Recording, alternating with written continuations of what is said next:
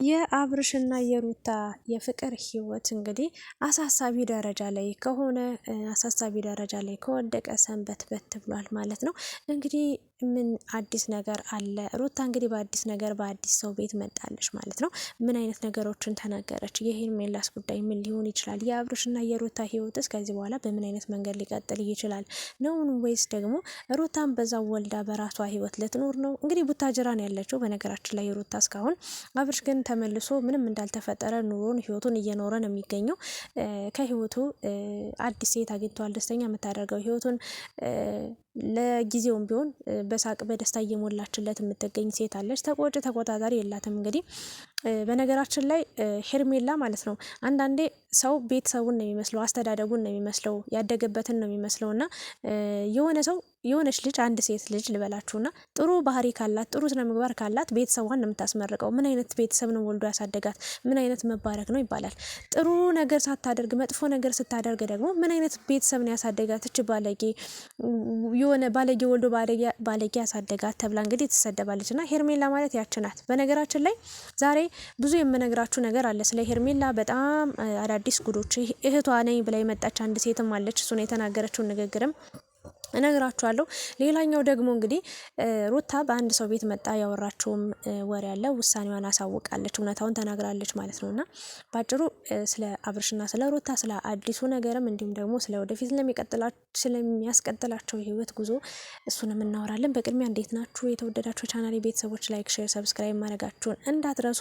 በያላችሁበት ሰላምና ፍቅር እመኝላችኋለሁ። እንግዲህ ሩታ ያው እንደሚታወቀው ቡታጅራን ያለችው ቤተሰቦች ጋር ብሆን ይሻለኛል ብላ ቤተሰቦቿም እኛ አለንልሽ፣ ነይ፣ ለምን ትቸገሪያለሽ? ለምን ትወድቂያለሽ? ለምን ትገፊያለሽ? ለምን ትደፊያለሽ? መጀመሪያም ቢሆን እኮ እኛ አለንልሽ ብለንሽ ከኛ ቁጥጥር ውጭ ሆነሽ ሄደሽ ነው ይሄንን ነገር ሁሉ ያየሽው፣ ይሄንን ሁሉ ፈተና ያየሽው፣ ይሄንን ሁሉ መከራ የተቀበልሽው በማለት እንግዲህ ቤተሰቧም እንግዲህ ሸክፈዋት ወይም ደግሞ ጠቅልለዋት አንድ ቤት እንዲኖሩ ሆነዋልና ይሄ ህይወቷ በዚህ ይቀጥላል ወይንስ ደግሞ ወደ አብርሽ ለመመለስ ወስናለች አስባለች? አብርሽስ ምን ሊያደርግ አሰበ የሚለውን ነገር በደንብ ሀሳብ እንሰጥበታለን። በቅድሚያ እኔ ለሩታ በጣም ብዙ ማስተላለፍ የምፈልገው መልእክት አለ። አንዳንዴ በየዋህነት የሆነ ባለማሰብ፣ ባለማገናዘብ የሆነ ብዙ የምናጣቸው ነገሮች አሉና ለሩታም ብዙ መናገር የምፈልገው ነገር አለና የሄርሜላ ጉዳይ ያው እንደምታዩት ነው። ምንም ተጣብቃ ከስሩ ልትላቀቅም ልትፋታም ልትሄድም አልቻለችም እና ልክ እንደ ባለትዳር ልክ 80 እንዳሰረ ሴት ነው እያደረጋት አክት እያደረገች የምትገኘውና ሩታ ላይ ራሷ ላይ እንዲደርስ የማትፈልገውን ነገር ሩታ ላይ እያደረገች ነው የምትገኘው። በአጭሩ ከባለትዳር ወንድ ጋር ተላጥፋ እንግዲህ ልትላቀቅ አልቻለችም እና እህቷም የባሰች ብታዩት ማለት ነው የባሰች አስመሳይ ሰው መሳይ በቃ እንዴት ልበላችሁ በጣም ራስ ወዳድ የሆነች ሴት ነው የመጣችብንና እንግዲህ ሄርሜላን አትንኩብኝ፣ አትናገሩብኝ፣ እህቴ ናት። የሆነ ፋይል አለ በነገራችን ላይ ለአብርሽ እጅ እንዳይደርስ ወይ ደግሞ ከአብርሽ እጅ እንዳይገባ በጣም የምትፈልገው ሄርሜላም እንዲገባ አትፈልግም። የሄርሜላ በቃ ትልቅ ፋይል አለ።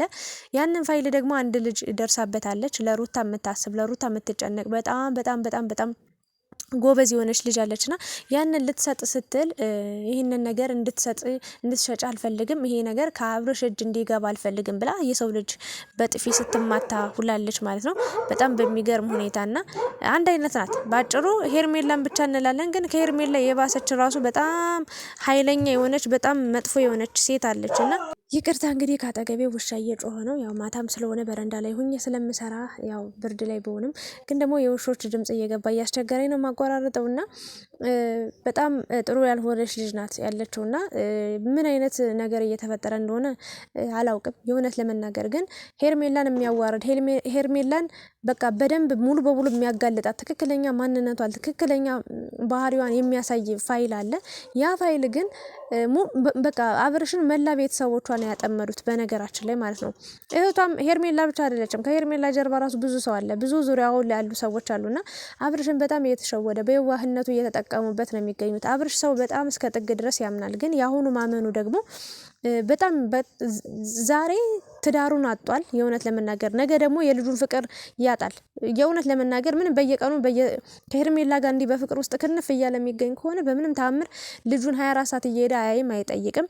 ከዛ ደግሞ ህይወቱንም ሊያጣ ይችላል። የእውነት ለመናገር በዚሁ የሚቀጥል ከሆነ በዚሁ እንደዚህ አይነት ነገሮች የሚመጡ ካሉ የተደባበቁ ፋይሎች ካሉ ከስር መሰረቱ በቃ ሄርሜላ ማለት በቃ በደንብ ስር ሰዳ በደንብ በቃ አጥንታ በደንብ የመጣች ሴት ናት። በአጭሩ ለአብርሽ የማትሆናት ለሩታም ለማንም የማትጠቅም ሰው ናትና የእሷ ሲገርመን ሲደንቀን ደግሞ እህትዮዋን በጣም ሳት ለብሳ ሳት ጎርሳ መጣለችና ሄርሜላን አትንኩብኝ፣ ምንም ያጠፋችው ነገር የለም፣ አብርሽ ፈልጎ ነው ያቀረባት፣ አብሮ ወዷት ነው ያቀረባት ነው እያለች የምትገኘው። ግን እኔ እዚህ ጋር አብርሽ በዚህ ልክ ሊደነዝዝም በዚህ ልክም በቃ ያልሆነ ነገር ውስጥ ሊገባ አይችልም ነው የምለው። የሆነ ታሪክ አለ፣ የሆነ የተፈጠረ ነገር አለ፣ የሆነ በሰዓቱ ይሁን በሀብሎ የተሰጠው ነገር አለ፣ ባጭሩ የበላው የቀመሰው ነገር አለ እንጂ በዚህ ልክ ሩታ ሊጣላ በዚህ ልክ ከሩታ ሊርቅ በዚህ ልክ ትዳሩን አጦ እንዲህ ደስተኛ ሆኖ ሊቦርቅም ሊደሰትም አይችልም እኔ እስከማውቀው ድረስ። ምክንያቱም ለአንድ ቀን ለሁለት ቀን እንኳን ያለሷ ማደር የማይችል ልጅ የነበረ ሰውዬ ዛሬ ላይ ግን እንደምታዩት ከሄርሜላ ጋር በዛ ሚዶ መሳቅ በዚህ ሚዶ መሳቅ ነው እያደረገ የሚገኘው። ግን ደግሞ ታውቃላችሁ አይደለ መጨረሻው አያምርም። ባጭሩ የሷም የሷ እንኳን እንደማያምር እርግጠኛ ነኝ። እና አብርሽን አሁንም ወደ ራስ ተመለስ ነው እያልኩት ብገኘው።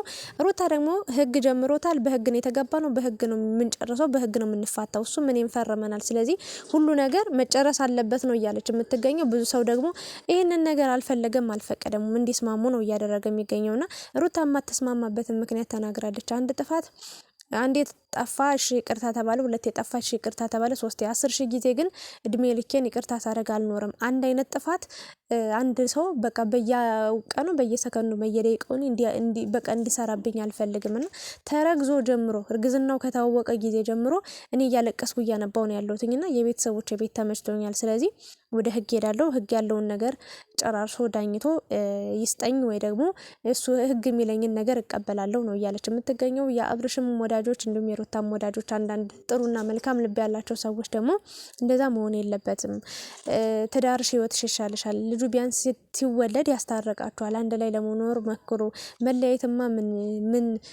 ምን ችግር አለው? አንዳንዴ መገንባት ነው እንጂ የተገነባውን ማፍረስ ምንም በቃ ቀላል ነው፣ በአንድ ሰከንድ የሚፈርስ ነገር ነው። ግን ደግሞ ትዳርሽን ገንቢ፣ ትዳርሽን ያዥ፣ ህይወትሽን ኑሮሽን በትክክል መሪ ነው እያሏት የሚገኙት።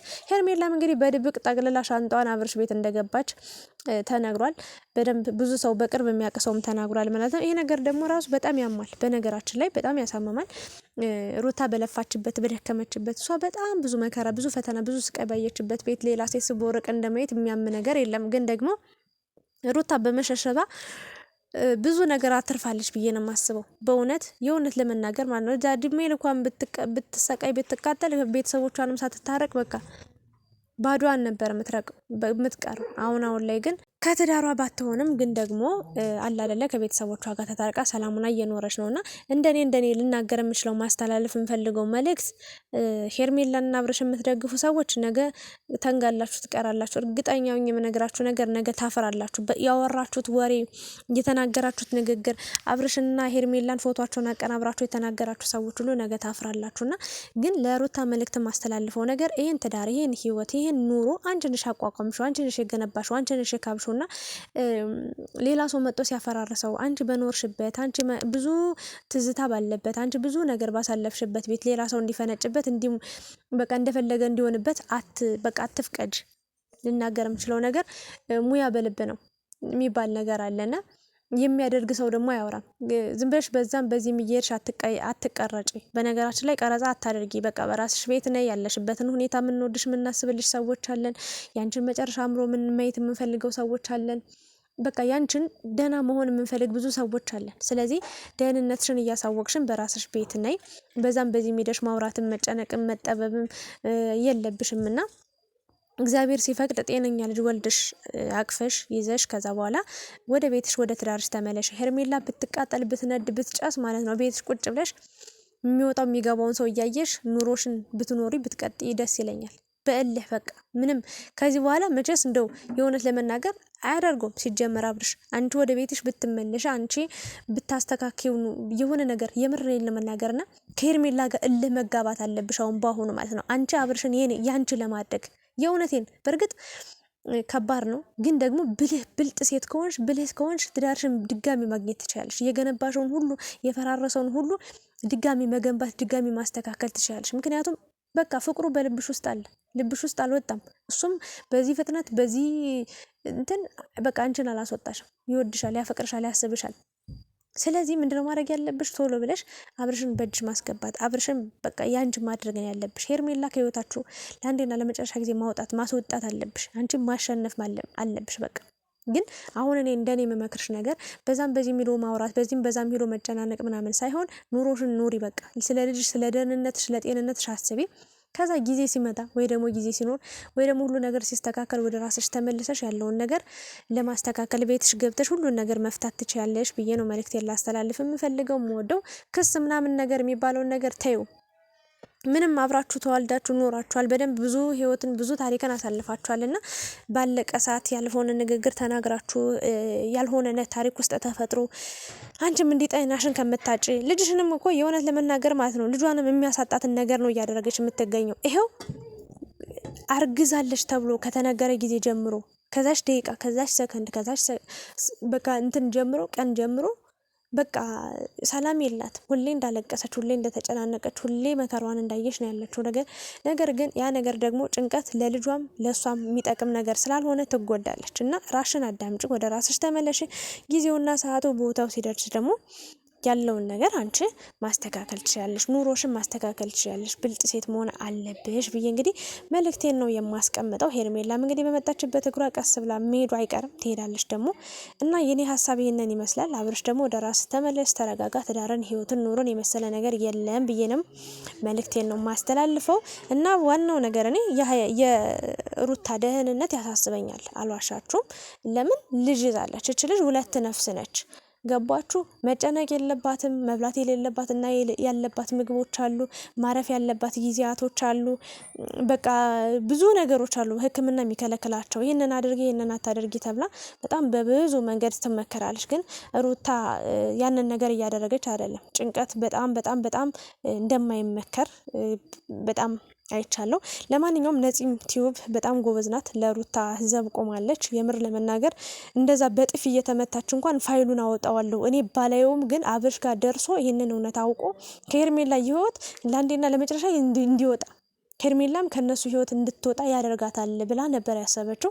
ይህንን ፋይል ደግሞ ይህንን ዶክሜንት ደግሞ ለማንም እንዳትሰጭ ብላ እንግዲህ የሄርሜላ እህት እያስፈራራች ትገኛለች። አንድ ዝተት ናት፣ እንደዚህ ዝም ብላ ዝርጥርጥ ያለች ዘረጦ ዝም ብላ ነገር ያወፈራት ናትና ያንን ነገር አድርጋለች። እሷን ልጅ አለማድነቅ አይቻልም። የሩታ ጠበቃ ናት፣ የሩታ ዘበኛ ናት። የእውነት ለመናገር እየተሟገተችላት እየተከራከረችላት ነው የምትገኘው። እና እንግዲህ ያው ሩታዬ ብልጥ ሁኚ ለማለት ነው ዋናው መልእክቴ። አብርሽም በጊዜ ንቃ ንቃ ንቃ ንቃ፣ ከተኛበት ካለህበት ንቃ። ሩታ መጋባት አለብሽ። እቺ ልጅ ምርር አርገሽ ጨርቋን አስጥለሽ በቃ ባሌ ነው እያቀፍሽ እየሳምሽ አብርሽን መድኃኔዓለምን እቺ ልጅ ማቃጠል አለብሽ። በቃ የሰው ትዳር የሰው ህይወት እርም ብላ በቃ እርሜ ነው በቃ አላደርገውም ብላ ምላ እንድትወጣ የሰው ህይወት ድጋሚ እንዳትበጠብጥ ይሆናል። እግዚአብሔር ይህንን ነገር ነው ልናገር የምችለው። ቅድሚያ ግን ለራስሽ ስጪ። ከራስ በላይ ንፋስ ነው እና ይህን ነው ልል የምችለው። እናንተ ማሳብ አስተያየት ስጡበት። ስለነበረን ቆይታ ከልብ አመሰግናለሁ። ሰላም አምሹልኝ።